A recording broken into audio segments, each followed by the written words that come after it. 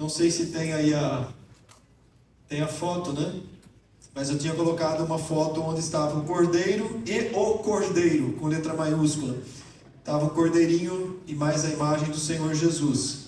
E esse é o tema da nossa mensagem. Eu quero convidar você a abrir comigo a sua Bíblia, primeiramente no livro de Êxodo, capítulo 12. Porque para que a gente possa falar sobre a Páscoa do Senhor, nós precisamos voltar um pouco à história. E o texto de Êxodo, capítulo 12, ele narra a instituição da Páscoa, né? Do versículo 1 ao 14, que diz assim: Disse o Senhor a Moisés e a Arão na terra do Egito: Este mês vos será o principal dos meses, será o primeiro mês do ano. Falai a toda a congregação de Israel, dizendo: Aos 10 deste mês, cada um tomará para si um cordeiro, segundo a casa dos pais, um cordeiro para cada família. Mas se a família for pequena para um cordeiro, então convidará ele o seu vizinho mais próximo, e conforme o número das almas, conforme o que cada um puder comer, por aí calculareis quantos bastem para o cordeiro. O cordeiro será sem defeito, macho de 1 ano, e podereis tomar um cordeiro ou um cabrito, e o guardareis até o 14º dia deste mês. E todo o ajuntamento da congregação de Israel o imolará no crepúsculo da tarde. Tomarão do sangue e o porão em ambas as ombreiras e na verga da porta, nas casas em que comerem. Naquela noite comerão a carne assada no fogo, com pães asmos e ervas amargas a comerão. Não comereis do animal nada cru, nem cozido em água, porém assado ao fogo, a cabeça, as pernas e a fressura. Nada deixareis dele até pela manhã. O que porém ficar até pela manhã, queimá-lo-eis. Desta maneira o comereis, lombo cingido, sandália nos pés e cajado na mão. Comê-lo-eis à pressa, é a Páscoa do Senhor. Porque naquela noite passarei pela terra do Egito, e ferirei na terra do Egito todos os primogênitos, desde os homens até os animais. Executarei juízo sobre todos os deuses do Egito. Eu sou o Senhor. O sangue vos será por sinal nas casas em que estiverdes. Quando eu vir o sangue, passarei por vós, e não haverá entre vós praga destruidora quando eu ferir a terra do Egito. Este dia vos será por memorial, e o celebrareis como solenidade ao Senhor. Nas vossas gerações o celebrareis por estatuto perpétuo. Esse texto ele narra quando foi instituída a Páscoa do Senhor. A gente deve trazer um pouco a lembrança como tudo começou. Deus escolhe um homem, Abraão, para dele fazer uma nação, para dele fazer o seu povo. Abraão gera os seus filhos e depois de um tempo eles acabam indo ao Egito com uma descendência. E ali no Egito, essa descendência se multiplica grandemente, debaixo da proteção de um faraó na época em que José esteve ali, a ponto de se tornar uma grande nação. Ficaram ali no Egito durante 430 anos. Outro faraó se levantou que não conhecia a história inicial e escravizou o povo hebreu.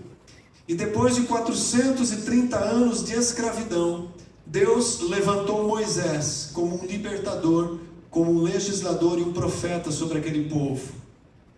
Aí então eu creio que todo mundo conhece a passagem das 10 pragas que foram lançadas contra o povo egípcio, para que Faraó libertasse a nação de Israel, a ponto de depois eles passarem, depois de libertos, pelo mar vermelho aberto, e toda aquela história. Inclusive há filmes que narram toda essa passagem, e ela é muito conhecida de todos.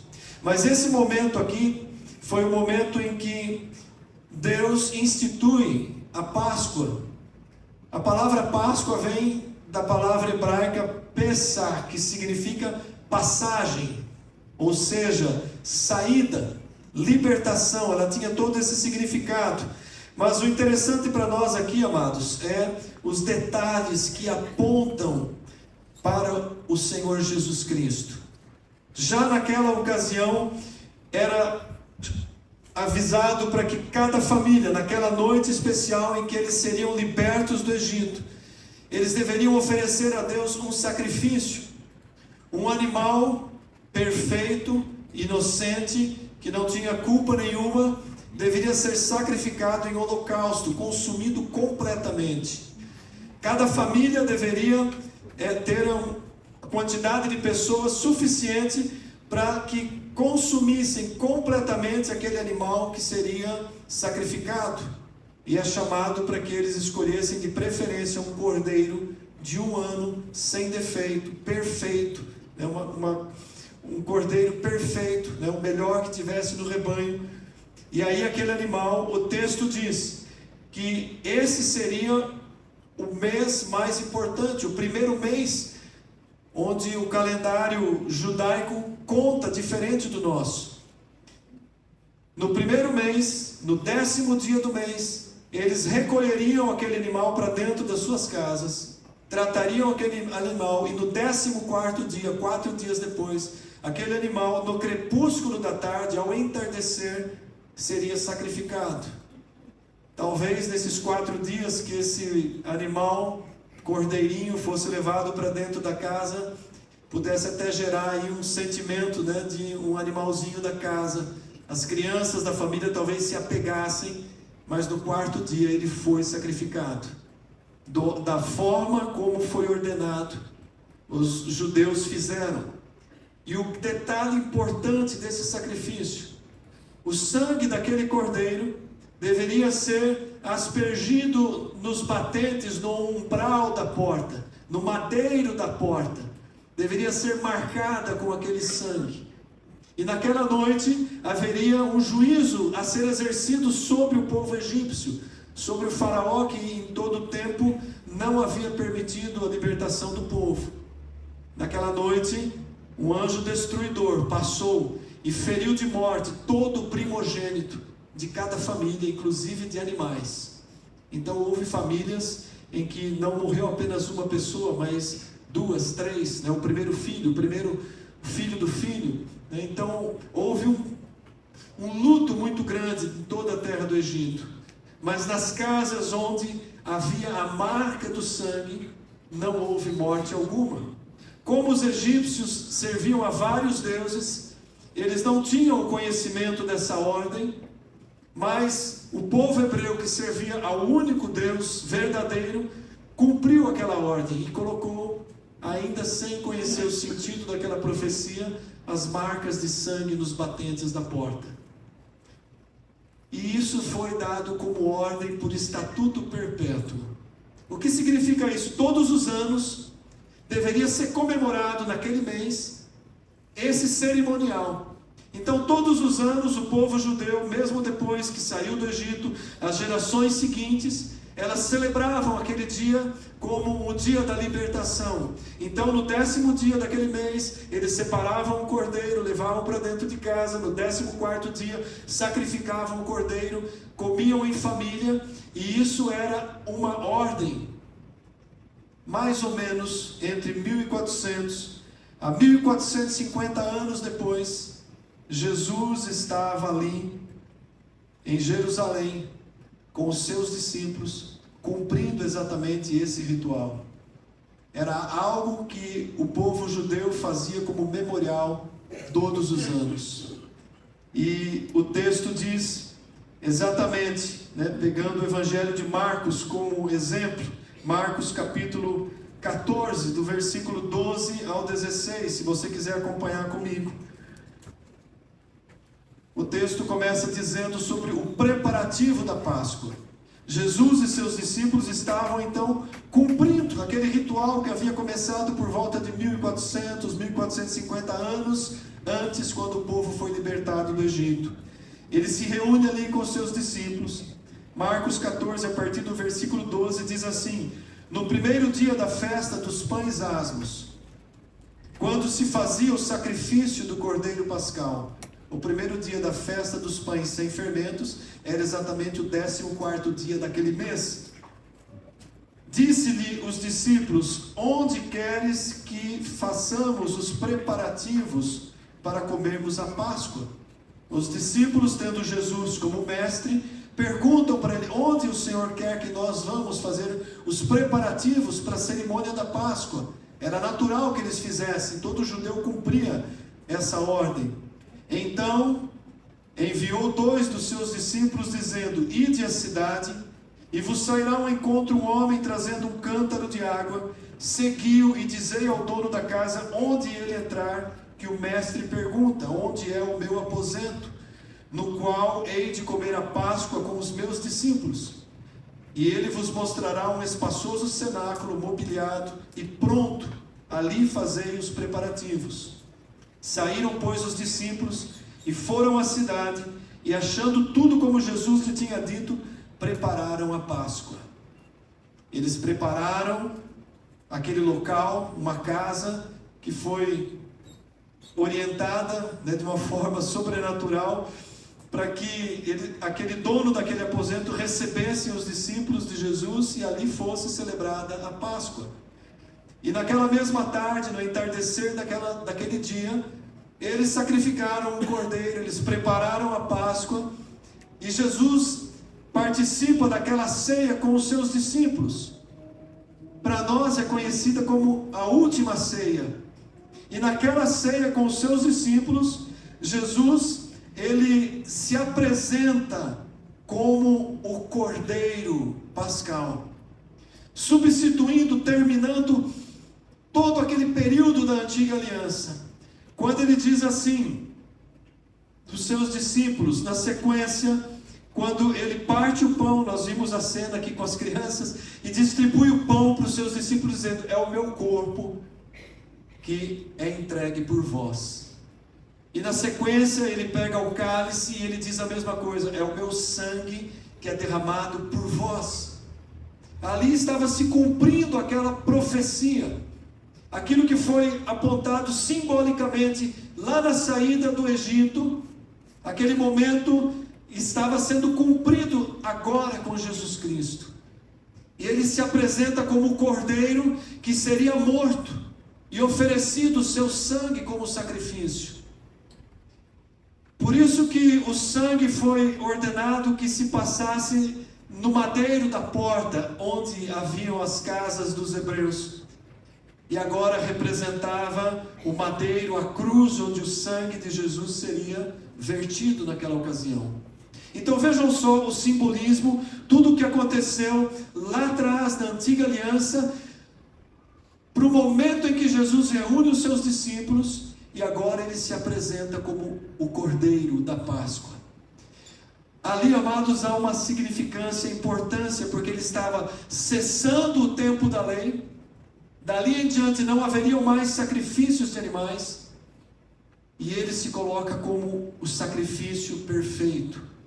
Por isso as palavras de Jesus, se a gente pegar, por exemplo, no Evangelho de Mateus, no capítulo 26, do verso 26 ao 28, que narra o momento da ceia do Senhor. A ceia foi logo após aquele momento, era o dia da celebração. Eles sacrificam o animal, ao entardecer do dia, eles celebram a ceia. Naquela ceia Jesus diz, enquanto comiam, tomou Jesus um pão, e o abençoando partiu e deu aos discípulos, dizendo: tomai e comei, isto é o meu corpo. A seguir tomou um cálice, tendo dado graças, o deu aos discípulos, dizendo: bebei dele todos, porque isto é o meu sangue. Agora olha só o que ele acrescenta: o sangue da nova e eterna aliança, derramado a favor de muitos, para remissão dos pecados. Quando a lei foi dada para Israel, havia a ordem de que, para que os pecados fossem remidos, pagos, um animal sempre era sacrificado. Os judeus chegavam no templo, no tabernáculo primeiro, e depois no templo, quando foi levantado o templo, levavam um animal. Isso também era feito na época de Jesus. Sacrificavam aquele animal, se identificavam, o animal era como se fosse um inocente morrendo pelos pecados. Por isso eles faziam sacrifícios de animais. Mas agora o Senhor Jesus se coloca como o Cordeiro perfeito, o Cordeiro sacrificial.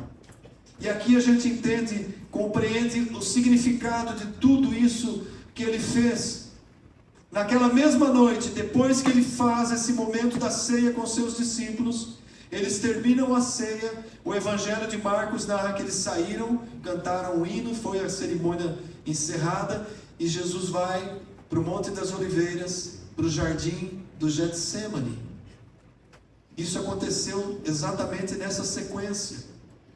Logo depois de eles celebrarem a Páscoa com seus discípulos, Jesus vai a um lugar onde ele era acostumado a ficar para orar com eles. Naquele local, ele separa os 3 mais próximos, Pedro, Tiago e João. E ele sabia o que ele ia passar ainda naquele dia. E ele pede para os seus discípulos: orem comigo, intercedam nesse momento. Jesus estava sofrendo como homem na sua natureza humana, toda a ansiedade e angústia daquilo que estava prestes a acontecer. E ali naquele jardim, no Getsemane, Lucas, que narra com mais detalhes, ele diz lá em Lucas 22, no versículo 44, e estando em agonia, orava mais intensamente, e aconteceu que o seu suor se tornou como gotas de sangue caindo sobre a terra. Será que a gente consegue imaginar a angústia de alma que Jesus estava passando naquele momento, a ponto do suor se transformar em gotas de sangue? E ele volta por 3 vezes, mas os seus discípulos não estavam conseguindo se manterem acordados para orarem com ele naquele momento. E Jesus passa por aquele momento de maior angústia, sozinho naquele local, sofrendo antecipadamente tudo o que ele havia de passar. Passado algumas horas, começando a madrugada, ele ficou um bom tempo naquele jardim. Chega o traidor com os soldados. E aquela cena que a gente viu aqui, né, acontecendo na realidade. Com um beijo, Judas trai para que os soldados identificassem quem era Jesus. E ele é levado naquela madrugada, no amanhecer daquele dia, perante o Sinédrio, um juízo de líderes judaicos. E ali naquele local, ele é condenado de uma forma infame, como um blasfemo, como alguém que tivesse falado uma blasfêmia contra Deus. Mas os judeus não podiam condená-lo à morte sem autorização de um romano, do governo romano. Então, depois de eles prenderem Jesus ali, eles levam para Pilatos. Pilatos interroga, manda Jesus para Herodes. Herodes interroga, devolve Jesus para Pilatos. As horas foram se passando. E por fim Pilatos dá a sentença final: eu estou livre do sangue desse inocente. E autoriza que Jesus fosse então levado para a cruz. Muitas vezes a gente não tem noção que tudo isso aconteceu de um dia para o outro. Naquela mesma tarde, ele é pendurado no madeiro, passa por todo aquele momento carregando a sua cruz, aquela via crucis, né? Os momentos que nós conhecemos, que são narrados nos 4 evangelhos. Num dado momento ele não consegue carregar, eles pegam, os soldados pegam um homem ali, Simão, o Cirineu, obrigam ele a ajudar Jesus a carregar a cruz. Ele vai para o alto daquele local, ele é sacrificado ali, o cordeiro, não mais o cordeirinho, mas o cordeiro, colocado naquela cruz, no crepúsculo da tarde daquele dia. Hora nona para os judeus, 3 horas da tarde para nós. Naquele momento o sol escureceu, uma manifestação da natureza permitida por Deus. O sol se escurece, talvez um grande eclipse. A terra treme. Um terremoto acontece naquele lugar. Sepulcros abrem. Alguns que haviam sido sepultados naquele dia ressuscitam vivos. No templo, o véu que separava o lugar santo do lugar santíssimo, onde somente o sumo sacerdote podia entrar, uma grande e grossa cortina que fazia separação. Naquele exato momento onde Jesus diz: Pai, entrego a Ti o meu espírito, está consumado. E Ele entrega, Ele morre naquele momento. Rasga-se aquele véu de alto a baixo. O véu que representava a separação. O véu que representava que haveria de ter um intercessor, um intermediário, ninguém podia entrar naquele local. E a gente vê lá no livro de Hebreus, ele diz que agora nós temos livre acesso à presença do Pai, porque o véu foi rasgado. Na cruz, o corpo de Jesus Cristo foi rasgado, perfurado. O seu sangue derramado no madeiro. E toda essa história que nós conhecemos, ela havia sido profetizada muito tempo antes. Isaías, no capítulo 53, versículo 7, ele diz: como o cordeiro foi levado ao matadouro, como ovelha muda, ele não abriu a boca perante os seus tosquiadores. Foi exatamente assim que Jesus fez. Entregou-se espontaneamente. O que tudo isso traz para nós hoje? Somente a lembrança daquela história? Somente o conhecimento do que aconteceu? Jesus se apresenta agora como Cordeiro Pascal. A igreja hoje, ela celebra a ressurreição, porque nós sabemos que a morte não pôde detê-lo. No terceiro dia, ele ressuscita. Muitos testemunharam a ressurreição. E ela foi pregada durante muito tempo. E ainda hoje, mais de 2000 anos, nós estamos pregando aquele acontecimento. O acontecimento, a vinda de Jesus, ela dividiu o tempo.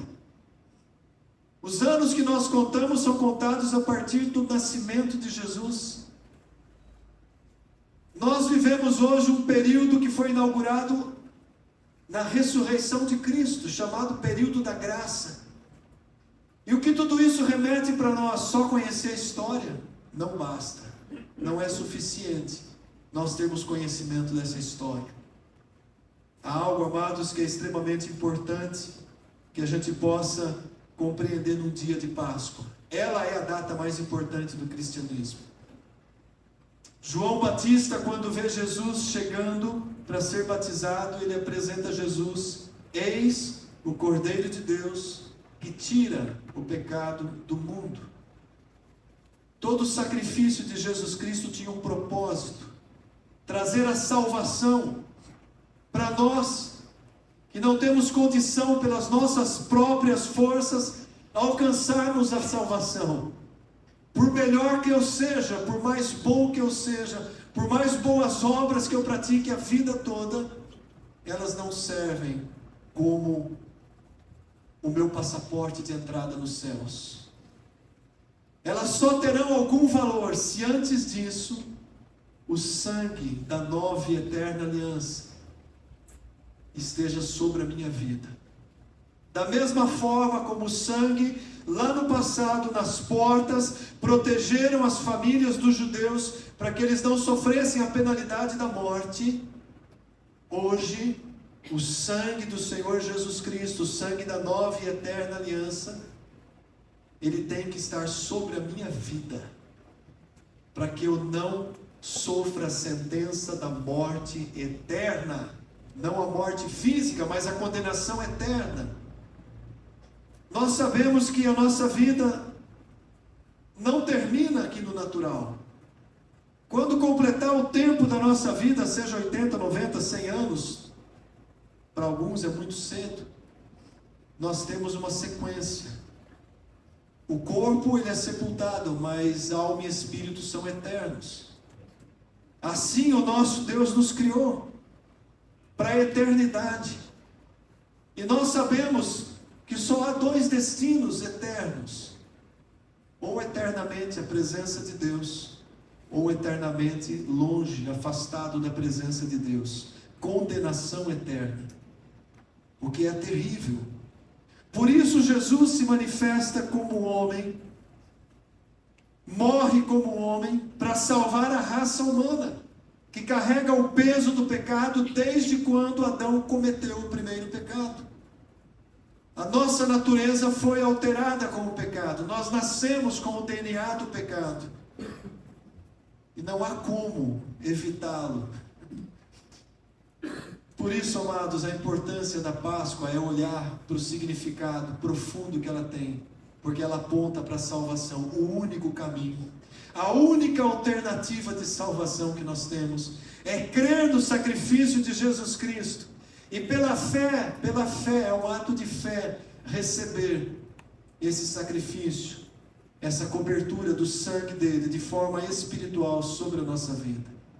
O sangue não vai ser derramado sobre mim, literalmente. Mas Jesus, ele deixou uma ordem clara para os seus discípulos. Naquela última ceia, eles deveriam celebrar em sua memória, todos os anos, como era celebrada a Páscoa no passado para os judeus. Agora, na nova aliança, nós celebramos, pelo menos uma vez ao mês, a ceia do Senhor, porque ela aponta para o sacrifício, para a salvação que nos foi dada através do sacrifício de Jesus Cristo. Por isso, amados, hoje também é uma noite de celebração da ceia do Senhor.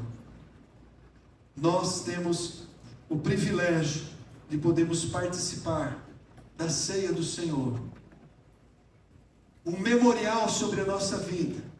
Quando aquela fração de pão é entregue, nós estamos declarando que nós temos parte com Jesus Cristo. Quando aquele cálice representando o sangue é distribuído, nós estamos declarando: eu estou debaixo do sangue de Jesus Cristo, porque eu creio no sacrifício dele, eu recebo ele pela fé como Senhor e Salvador da minha vida, e isso faz toda a diferença para o nosso destino eterno. Durante muito tempo, durante 33 anos da minha vida, eu tinha muitas dúvidas. O que poderia acontecer comigo se eu morresse naquela ocasião? A minha ideia do que eu tinha sido ensinado é que Deus ia pôr numa balança o que eu fiz de bom, o que eu fiz de mal, e pendendo para o lado que fosse mais pesado, né? Se fosse melhor, eu iria para o céu; se fosse pior, eu iria para o inferno. Isso é a salvação pelas obras, mas não é assim que funciona. Quando eu comecei a tomar conhecimento da palavra e compreendi que a nossa salvação depende unicamente da fé no sacrifício de Jesus Cristo, tudo mudou. O peso foi tirado das minhas costas. Não sou mais eu que vou lutar para conquistar a salvação. Não, ela foi me dada gratuitamente. Por isso é chamado graça de Deus. O que eu preciso crer e receber pela fé. Não há nenhum outro meio. As boas obras, o que eu fizer de bom, serão computados como recompensas eternas, como galardões. A gente não sabe como vai ser isso no céu, mas Deus vai recompensar a cada um por todo o bem que fez, para aqueles que creram no sacrifício de Cristo. Note que o sangue de Jesus Cristo, ele tem poder para salvar o mundo todo. Eis o Cordeiro de Deus que tira o pecado do mundo. Mas eu faço uma pergunta: será que o mundo todo é salvo? Se o mundo todo cresce em Cristo, o mundo todo seria salvo. Todas as pessoas. Mas nem todos creem. Muitos ainda estão naquele mesmo sentimento que Jó teve um dia: eu te conhecia de ouvir falar. Durante muito tempo da minha vida eu conheci Cristo de ouvir falar. Ninguém nunca tinha me explicado o que era a salvação pelo sacrifício. Mas Jó depois ele diz: agora os meus olhos te veem. Profeticamente ele diz também: ainda eu contemplarei a minha salvação. O próprio Jó cria numa ressurreição, muito antes de Cristo vir. Durante toda a Bíblia, durante todo o Antigo Testamento, os profetas profetizaram sobre a salvação, sobre Cristo. Os que morreram antes da vinda de Cristo foram salvos também pela fé no Cristo que viria. Nós somos salvos pela mesma fé no Cristo que já veio. Nós não vimos Ele com os nossos olhos, mas nós cremos na palavra que nos foi deixada. A Bíblia nos foi deixada como testemunho. Foi escrita e inspirada por homens que foram usados por Deus. Por isso ela é tão combatida na nossa geração. Saiu uma lei recente no Canadá, onde vários trechos da Bíblia não podem mais ser ensinados publicamente, pelo menos, sob risco de prisão. E olha, é um país de primeiro mundo. Em vários países da Europa, a palavra não pode mais ser pregada abertamente. Muitas igrejas têm que pregar com as portas fechadas. E cada dia mais ela vem sendo desacreditada. Por quê? Porque ela é o referencial que Deus nos deixou para a nossa geração, que não vimos com os nossos olhos, mas cremos no nosso coração. E para que a gente possa completar essa mensagem, a própria palavra revela lá em Atos capítulo 4, versículo 12, pela boca do apóstolo Pedro, quando ele diz assim: não há salvação, não há, em nenhum outro nome, porque abaixo do céu não existe nenhum outro nome dado entre os homens pelo qual importa que sejamos salvos. Ou seja, Pedro deixa muito claro que somente através de Jesus Cristo nós temos a salvação. Recentemente, o atual Papa da Igreja Católica, que assumiu, ele fez uma declaração estarrecedora no meio católico. Eu fui católico muitos anos. Esse Papa teve a coragem de dizer que Maria não é corredentora com Cristo, que a salvação é somente por Cristo. Ou seja, durante muitos anos a própria igreja ensinou errado e agora admitiu. Nós estamos vivendo os tempos finais. A própria Igreja Católica, através do Papa, do seu líder principal, declara que a salvação é só através de Cristo. Se vocês duvidarem do que eu estou falando, é só pesquisar nas declarações. Isso está em toda a internet. Então, amados, não há outro meio, é só através de Cristo, é só através desse sacrifício que foi encenado aqui. É só através do sangue derramado na cruz que nós recebemos perdão dos nossos pecados. O apóstolo Paulo estava preso numa cadeia lá em Filipos, porque ele tinha pregado o evangelho e libertado uma moça possessa de um espírito de adivinhação. Ele e Silas estão na cadeia presos depois de serem espancados. No auge daquela noite de sofrimento, eles começam a adorar a Deus cantando um hino, e Deus traz um terremoto, quebra as portas da cadeia. O carcereiro seria condenado pela morte dos presos que se libertariam, mas nada daquilo aconteceu, ninguém fugiu. E o carcereiro chega, vê toda aquela situação, pergunta para Paulo: o que eu devo fazer para ser salvo? E lá em Atos 16, do 30 e 31, Paulo diz assim claramente para ele: crê no Senhor Jesus Cristo e será salvo, você e a sua família. Os que creem. O mundo todo poderia ser salvo, mas o mundo todo não crê. Hebreus 9, 27 diz que nós não vamos ter uma segunda chance. E assim como aos homens está ordenado morrerem uma só vez, vindo depois disso o juízo. Aqui cai por terra toda a doutrina kardecista. Não existe segunda chance. Ninguém vai voltar a nascer de novo. Então a chance que nós temos é de um novo nascimento em Cristo. E a grande missão da igreja é pregar exatamente isso. Eu creio que a grande maioria de vocês que estão aqui hoje já receberam Cristo como Senhor e Salvador. Já creram e entenderam o que foi a verdadeira Páscoa, o sacrifício da cruz. Talvez nem todos, a gente está com muitos visitantes, não conheço todos. Os membros da Manaim eu conheço todos. A gente se envolve com as famílias, conhece as histórias, sabe até o tipo de oração que cada um está precisando. Mas, amados, hoje é uma noite onde nós precisamos refletir nisso. Todos os que já creram e receberam Cristo como Senhor e Salvador são convidados a participar da ceia do Senhor. Mas se há entre nós alguém que ainda não creu, ou tem sérias dúvidas a respeito da sua salvação, você não pode participar dessa mesa. Você ainda não faz parte. Mas o Senhor Jesus está te convidando. É um convite aberto a todos os que creem.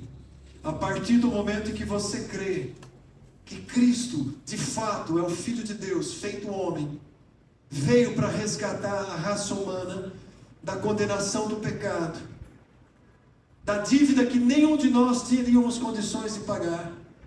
É interessante o que Jesus narra, uma parábola onde um homem devia uma quantia exorbitante para o seu senhor, impossível de pagar.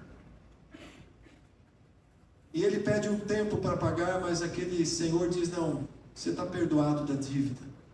E depois esse mesmo homem vai até um outro que devia para ele uma quantia que era possível de pagar, e ele condena. Nós somos como aquele homem que temos uma dívida enorme para com Deus e não temos condição de pagar. Por melhor que eu seja, eu não tenho condições de pagar.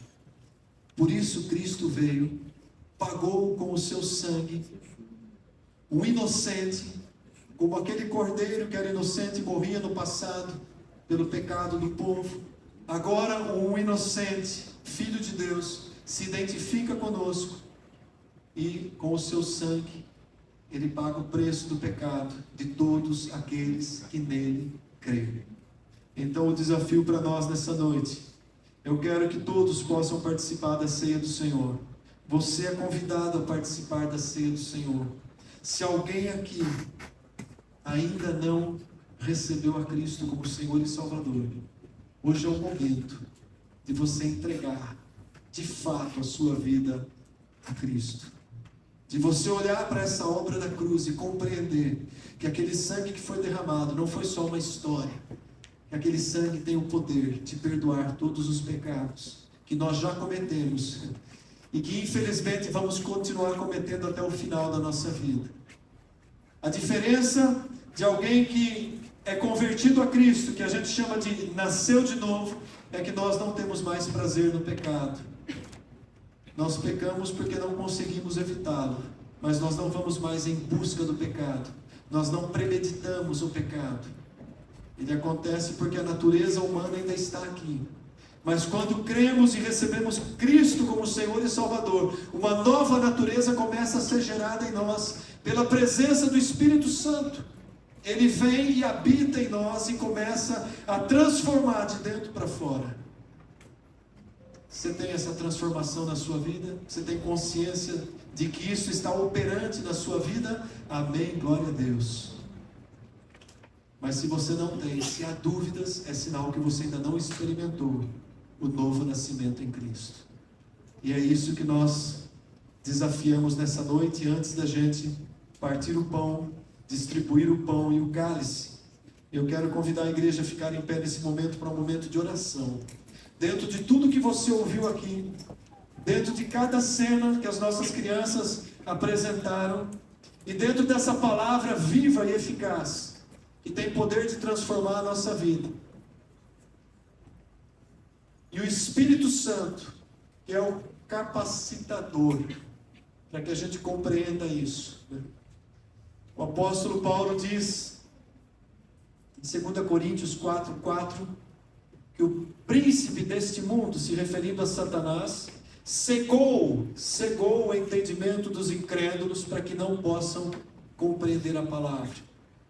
Por isso nós oramos para que o Espírito de Deus remova a cegueira espiritual e resplandeça em nós a luz da palavra de Deus. Feche os seus olhos, curva a sua cabeça. Eu oro ao Espírito Santo nesse momento. Eu convido todo aquele que está presente aqui nessa noite, que ainda não tenha compreendido, mas que nesse momento entendeu pela palavra, por tudo que você viu e ouviu, a necessidade urgente, importante, a maior decisão da nossa vida. é receber a Cristo como Senhor e Salvador. Só Ele, tudo é por Ele, por intermédio dEle. Por isso eu convido você a orar nesse momento. Se você tem plena consciência da sua salvação, ore agradecendo a Deus pela grande obra de salvação que foi derramada sobre a sua vida.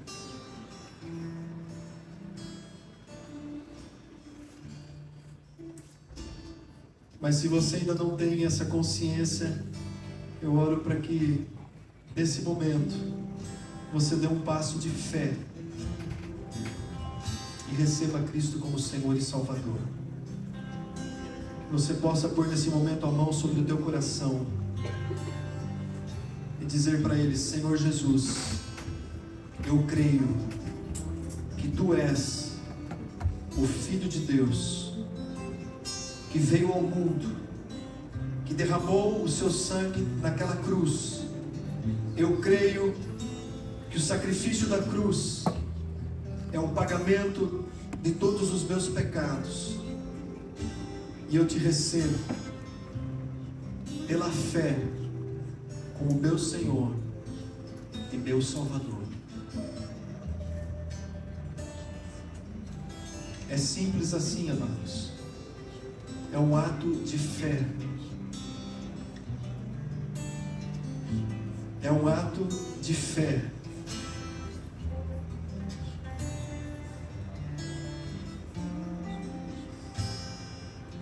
A fé é você crer em algo com absoluta certeza,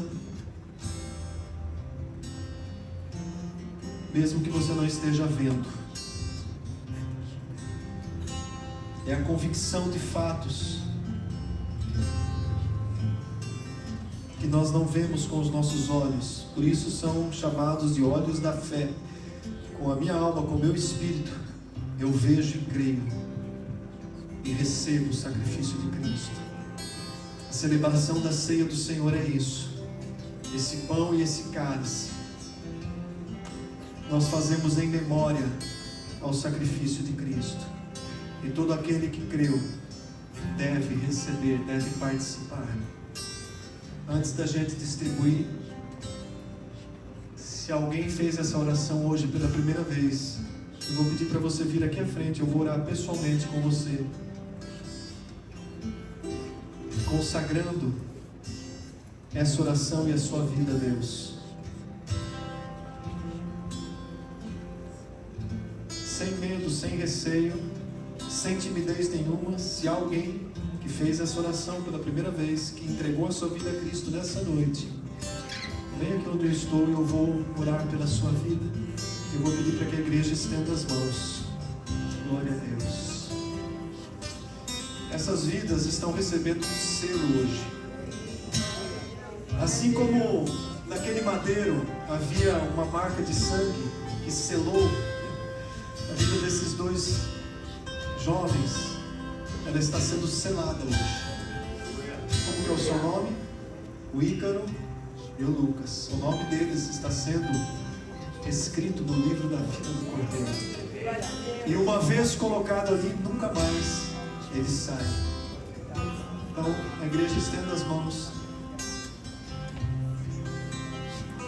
Mais alguém além deles? Se tem mais alguém, venha. Não se intimide. Vai ser uma data que você nunca mais vai esquecer na sua vida. É um marco, é um divisor de águas na nossa vida. Isso aconteceu comigo, aconteceu com quase com todos aqui. Tem a lembrança do dia maravilhoso em que você disse: eu creio e recebo Jesus como Senhor e Salvador da minha vida.